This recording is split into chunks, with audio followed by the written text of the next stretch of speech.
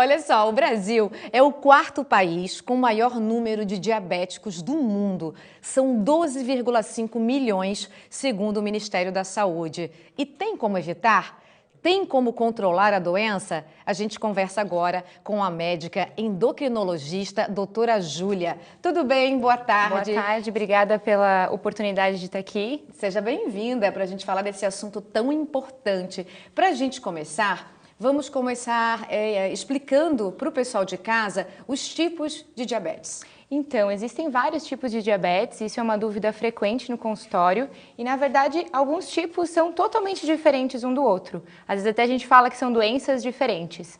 O diabetes mais comum, que é o diabetes que eu mais lido na prática, que é o diabetes tipo 2, ele é causado pelos grandes fatores que a gente vê no dia de hoje. Então, obesidade, ganho de peso. Na verdade, esse paciente não tem uma redução da produção de insulina pelo pâncreas num primeiro momento, mas essa insulina tem dificuldade de agir. Então, esse tipo 2. Tipo 2, essa a gente consegue evitar? Consegue evitar, esse que tem a prevenção. Então, o diabetes tipo 2, essa insulina que é produzida pelo pâncreas, ela tem que pegar a glicose que está no nosso sangue e colocar dentro da célula, porque essa glicose dentro da célula, ela é combustível. E o que acontece? Uma resistência à ação da insulina. Então, os pacientes não conseguem colocar para dentro da célula a glicose, e por isso que a glicose sobe no sangue. A partir do momento que a gente começa a tratar, e o tratamento que eu digo muitas vezes exercício, dieta, os próprios medicamentos, uma coisa sozinha não faz nenhuma diferença, a gente tem o controle da glicose. Mas a partir do momento que eu tenho diabetes, não tem cura? Não, a doença ela não tem cura, tá? Ela tem tratamento e controle. Então, muita gente também tem dúvida nisso, ainda não descobrimos a cura do diabetes, infelizmente, e ela não tem cura. O tipo 1, que é o outro tipo, que até a doutora Júlia, endocrinopediatra, falou bastante essa semana, sim, é o tipo que é mais prevalente em crianças, adolescentes, adultos jovens também pode acontecer, que há uma falha na produção da insulina. É totalmente diferente uma coisa da outra. Esses são os que tem que tomar insulina? Isso, o diabetes tipo 1. O diabetes tipo 2 também pode cursar com necessidade de insulina, mas isso normalmente é numa fase muito avançada ou quando os pacientes descobrem a doença já numa fase também avançada. Por quê? Porque a diabetes é muito assintomática, então estarmos falando sobre ela nesse mês também destinado ao diabetes é muito importante.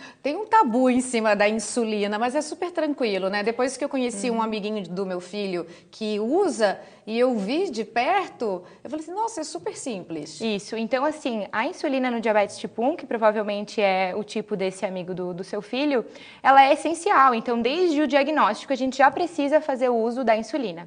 No diabetes tipo 2, quando que a gente indica insulina? Quando a gente tem falha terapêutica. Então, quando a gente tem um medicamento, atividade física, a parte nutricional, e eles não estão caminhando juntos, e a gente não chega num controle para prevenir doenças, complicações a longo prazo.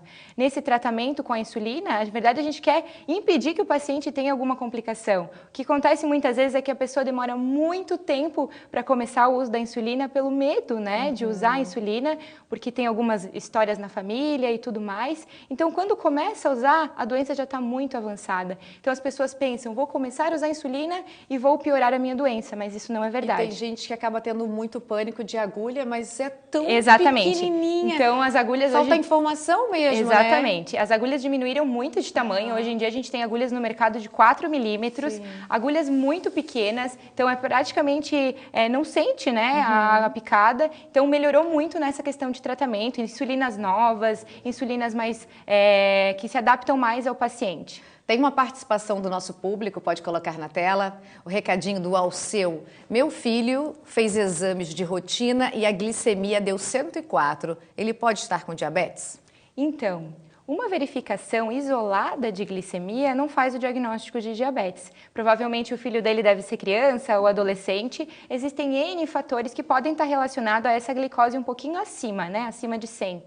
Por exemplo, um jejum irregular, uma fase de crescimento e estresse muito grande na vida da criança, vários fatores que cabe à investigação. Eu estava conversando com a outra doutora Júlia e ela estava comentando também que nesse momento que a criança vai tirar o sangue, ela fica muito nervosa e que isso também interfere no resultado. Eu não sabia disso. Com certeza, até tem várias pessoas que falam que tem diabetes emocional, Por quê? Porque a glicose ela sobe. vários hormônios de estresse que são contrarreguladores fazem a glicose subir. Então isso pode acontecer, mas tem que repetir, falar com seu médico e ver realmente se esse aumento de glicose é verdadeiro. E agora a gente vai ajudar aquela pessoa que está pensando em comer saudável e não sabe. O que a gente pode orientar? Então, na verdade, existe um mito muito grande de a pessoa que tem diabetes tem que parar de comer absolutamente tudo, não pode comer carboidrato. Claro que para o açúcar isso é verdade, a gente quer que tire o açúcar. Tanto açúcar mascavo, demerara, açúcar de coco, tudo é açúcar, tudo sobe a glicemia. Mas comer saudável é para todo mundo. Então, bastante legume, verdura, tentar os carboidratos mais complexos, como é o caso dos integrais, sempre associar um pouquinho de grãos à alimentação. Então, grão de feijão, a lentilha, a ervilha, tudo isso ajuda com que a absorção do carboidrato que o paciente está ingerindo na hora da refeição, ou até a gente que quer emagrecer sempre, né? A mulher nunca está satisfeita com o peso, para reduzir, então, a absorção desse alimento e a gente garantir uma saciedade maior. Na verdade, tem mais a participação, na verdade, essa questão da vida saudável, né? A gente não pode esperar ficar doente, a gente tem que se cuidar antes que a doença apareça. Tem mais uma participação, pode colocar. O recadinho da Fernanda, tenho diabetes tipo 2 e faço tratamento com... Como é que é o nome, doutora? Empagliflozina e a metformina. Isso. Quais os cuidados devo ter quando resolver engravidar? Então, isso é uma coisa muito importante. Então, o primeiro passo, quer engravidar, a gente precisa avaliar o teu controle. Por quê? Porque glicemia muito descontrolada, ela pode levar a malformações do bebê e ter uma gravidez complicada.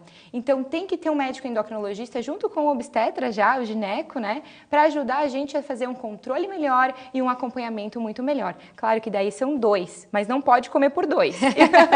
Obrigada, adorei a nossa conversa, doutora Júlia. Obrigada pela oportunidade.